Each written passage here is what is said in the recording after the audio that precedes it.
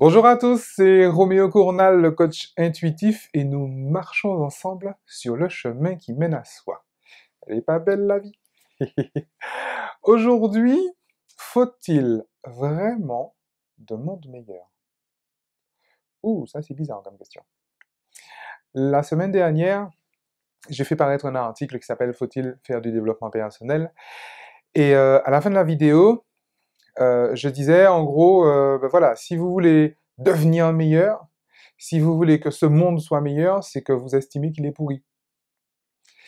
Euh, alors ça a l'air évident, hein, puisque toutes les personnes, enfin beaucoup en tout cas, m'ont m'ont dit mais attends Roméo, tu vois bien que le monde est pourri, tu peux pas dire objectivement, n'est-ce pas, pour peu que ça existe, tu ne peux pas dire objectivement que le monde soit beau, que la vie soit belle, que tu vois bien les problèmes qu'il y a en Afrique, dans le monde, la nature, etc., etc. Bon, c'est un point de vue.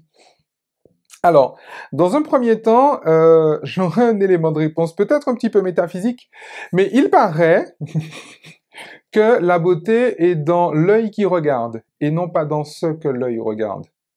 Il paraît, c'est ce qu'on m'a toujours dit. Même Alicia Keys a dit ça.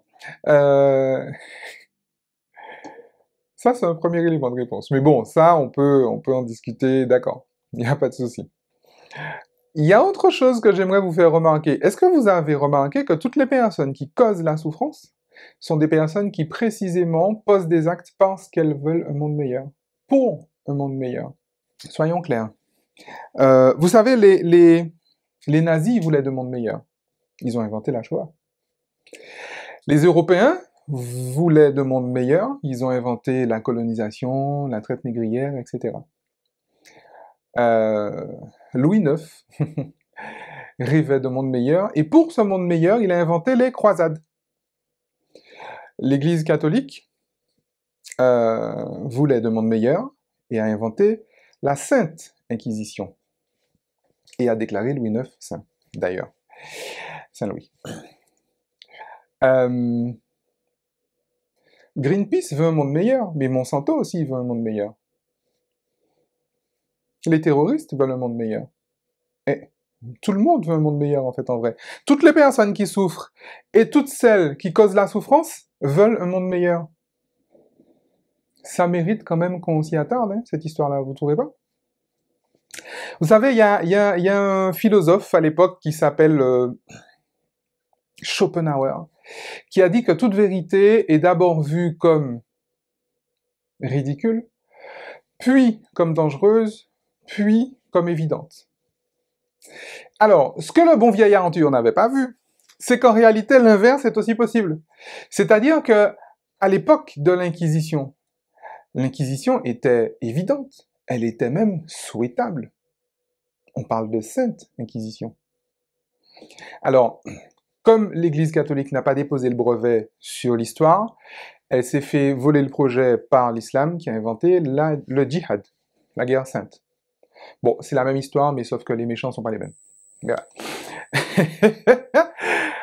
En fait, effectivement, aujourd'hui, bon, je pense que l'Église a un peu revu ses positions, et ce qui était évident hier paraît peut-être un peu dangereux. Peut-être même que demain, ça paraîtra ridicule. Bon. En fait, en vrai, là où je tords un petit peu le propos de Schopenhauer, c'est qu'en réalité, il n'y a pas de chronologie sur les points de vue. C'est-à-dire que, quel que soit le propos que quelqu'un puisse tenir, et je me mets dedans, hein, il existe un point de vue à partir duquel il est ridicule. Mais dans le même temps, il existe un autre point de vue à partir duquel il est dangereux. Et dans le même temps, il existe un autre point de vue à partir duquel il est complètement évident. Allez comprendre après qui a tort, qui a raison dans l'histoire. Alors, quand est-ce que ça devient dangereux finalement, cette histoire-là? En fait, comment est-ce qu'on fait un choix finalement par rapport à un point de vue? On fait un choix par rapport à l'expérience de vie qui en découle. Parce que quand vous avez un point de vue sur un propos, le fait que vous entreteniez ce point de vue-là va générer une expérience de vie particulière. Et l'expérience de vie correspond à ce point de vue. Il est même le parfait reflet de ce point de vue-là. Comme je vous dis, la perfection est dans l'œil qui regarde. Donc, si vous voyez un propos comme étant évident, voyez ce que ça donne comme expérience de vie, et voyez si ça vous va ou pas. Il y a autre chose que je voudrais rajouter par rapport à ça. En fait, quand est-ce qu'il y a un souci? Il y a un souci véritablement quand le point de vue à partir duquel je me place, finalement, exclut tous les autres points de vue. C'est-à-dire que vous regardez bien que l'histoire de l'humanité, en fait, est faite de ça. Il y en a une personne ou un groupe social, hein, qui a un point de vue et qui dit « mon point de vue est la vérité ». Donc, si j'ai la vérité, ça veut dire que les autres ont tort. Et s'il y a des souffrances par rapport à ce point de vue-là, mais c'est pas ma faute à moi, c'est la faute des autres, parce qu'ils ont un autre point de vue. Ben oui, mais oui, évidemment. Et c'est là, en fait, que commence la souffrance. C'est-à-dire que, effectivement, les points de vue, en fait, en vrai, ils coexistent. Mais finalement, ce sont les personnes qui n'arrivent pas à coexister par rapport à ces points de vue-là.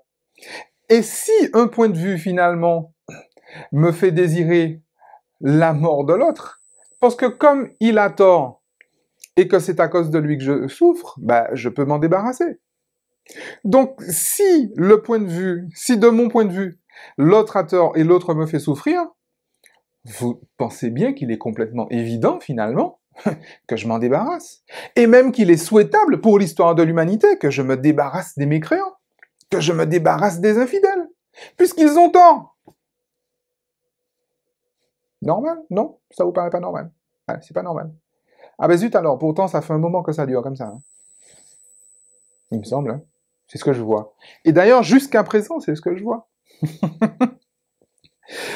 Vous savez, il y a une sagesse populaire aux Antilles, particulièrement dans le Nord Caraïbe, au pied du volcan, dans la ville de Saint-Pierre. Il y a une phrase qu'on entend très souvent. Cette phrase dit « Déposez bagay moun nan là où point il a ». Alors, pour celles et ceux qui n'ont pas la chance, l'honneur et le privilège de parler créole, ça veut dire « Dépose les affaires de la personne là où tu les as prises ». Et quand on regarde bien, peut-être que justement, ce qui nous fait souffrir, c'est qu'on a tendance à ne pas remettre en place les choses que la nature a mises à leur place. On a tendance à déplacer ce que la nature a mis en place. En fait, ce que l'ordre naturel des choses a mis en place, parce qu'on s'estime supérieur. On s'estime meilleur, ben forcément. Eh oui. Ça vaut peut-être le coup qu'on y réfléchisse. D'un point de vue social, d'un point de vue du groupe, mais peut-être aussi du point de vue individuel. Parce que, essayez de me citer une personne, une seule personne, qui dans sa vie n'a pas souhaité, n'a pas même reconnu comme évident que sa vie serait meilleure si telle personne n'existait pas, si telle situation n'existait pas, si telle chose n'existait pas. Vous vous souvenez de cette phrase que je vous rappelle très souvent? L'expérience qu'on en fait des personnes, des situations et des choses n'a rien à voir avec les personnes, les situations et les choses. Et oui, on s'est tous dit ça, c'est humain, très clairement c'est humain. Les terroristes font pareil en fait, les tyrans font pareil. Un terroriste, c'est quelqu'un qui estime que, voilà, sa vie sera meilleure si telle personne n'existe pas. Un tyran fait pareil, un dictateur fait pareil. Et ça, c'est humain, encore une fois. Vous avez tous déjà ressenti ce sentiment-là. Moi aussi, je l'ai ressenti, mais évidemment. Sauf que, à un moment, je ne suis pas passé à l'acte. À un moment, je me suis dit, mais est-ce que, finalement, l'autre est suffisamment puissant pour décider si je suis heureux ou pas? Est-ce que je ne peux pas être heureux si l'autre est là? La fameuse coexistence. Et si chacun se dit ça, parce que peut-être que l'autre se dit non, non, moi je ne serai pas heureux si tu es vivant. Donc il va chercher à me tuer. Ouais, ouais, certainement. Sera-t-il heureux pour autant? Je sais pas. Je sais pas. En tout cas, la souffrance sera née. Pour en revenir au sujet, en fait, en vrai, oui, je vois une perfection dans ça. Je crois que le monde serait imparfait si, quand on met de l'huile sur le feu, si le feu s'éteignait. Oui, là, le monde serait imparfait. Ouais. Mais il se trouve que le monde n'est pas imparfait. Le monde est parfaitement parfait. Les mécaniques sont totalement justes. Vous mettez de l'huile sur le feu, ça s'embrase. C'est une loi naturelle, on appelle ça. Et c'est très bien que ce soit comme ça. Donc, peut-être que si on arrêtait de mettre l'huile sur le feu, ça s'embraserait pas. Donc, c'est peut-être pas le monde. Puis, enfin, en tout cas, il faut savoir ce qu'on appelle par, ce qu'on entend par le monde. C'est qui le monde? C'est quoi le monde? C'est les autres? Ah oui, l'enfer, c'est l'autre, il a dit le philosophe. Ah, mais la civilisation blanche caucasienne est très forte en matière de philosophie et de pensée absurde. Mais bon, c'est comme ça qu'on les aime. Euh, je laisse ça à votre réflexion. Est-ce qu'il faut vraiment un monde meilleur? Ah. Et si, finalement, je redéposais les affaires de la nature là où elle l'a placé? Si je déposais les affaires de la personne là où il l'avait placé, là où je l'ai trouvé, qu'est-ce que ça pourrait donner? Ça vaut le coup. Je vous recommande particulièrement la prochaine vidéo, parce que forcément, la prochaine vidéo, c'est faut-il devenir soi-même meilleur? D'ici là, amusez-vous bien. Ciao